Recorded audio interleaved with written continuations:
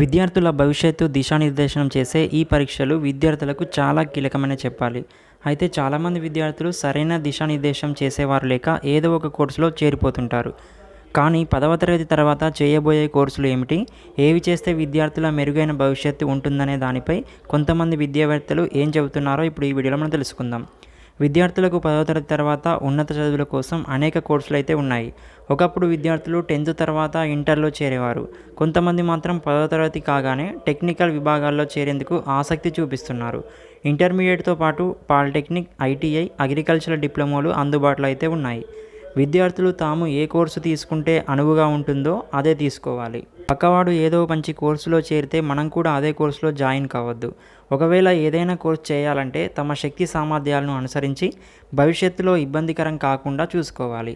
ఇంటర్లో MPC, BiPC, CEC, MEC అంటూ వివిధ గ్రూపులు అయితే ఉన్నాయి. ఈ కోర్సులో ఎంపీసీ కెరీర్ ఎంచుకున్నట్లయితే ఇంజనీరింగ్ కెరీర్ బంగారు బాటలు వేసుకోవచ్చు. డిఫెన్స్ రంగంలో కూడా మంచి ఎంప్లాయ్మెంట్ అనేది బాగా ఉంటుంది. ప్రభుత్వ, ప్రైవేట్ రంగంలో మంచి ఉద్యోగ అవకాశాలు అయితే రాబట్టవచ్చు. భవిష్యత్తులో డాక్టర్ కావాలనుకునే వాళ్ళు మాత్రం బైపీసీలో చేరవాలి. స్టూడెంట్స్ ఎంబీబీఎస్, ఎంబీడీఎస్, ఆయుష్ వంటి మిగతా మెడిసిన్ సంబంధిత కోర్సులు కూడా చేరవచ్చు. అంతేకాదు వెటర్నరీ సైన్స్, అగ్రికల్చరల్ సైన్స్ వంటి విభాగాల్లో ఉన్నత విద్యను చదువుకోవచ్చు.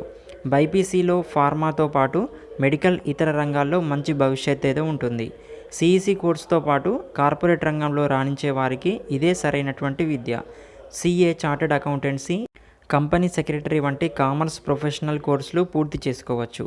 Financial managers, assistant company secretaries వంటి వైట్ కాలర్ ఉద్యోగాలు సొంతం చేసుకోవచ్చు. మొత్తంగా ఎంఈసీ కోర్సుతో మంచి అవకాశాలు అయితే పొందవచ్చు. ఇక 10th తర్వాత పాలిటెక్నిక్. విద్యార్థులు 10th తర్వాత పాలిటెక్నిక్ కోర్సును ఎంచుకుంటే ఇంజనీరింగ్ విభాగంలో అవకాశాలు అయితే ఎక్కువగా ఉంటాయి. పాలిటెక్నిక్ తర్వాత ఇంజనీరింగ్ 2వ సంవత్సరంలో జాయిన్ కావచ్చు.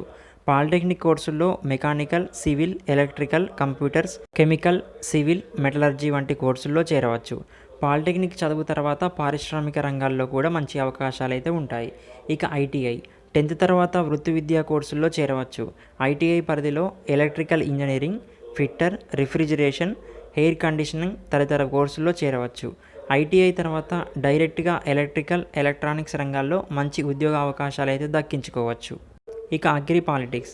మన దేశం వ్యవసాయ ఆధారిత దేశం.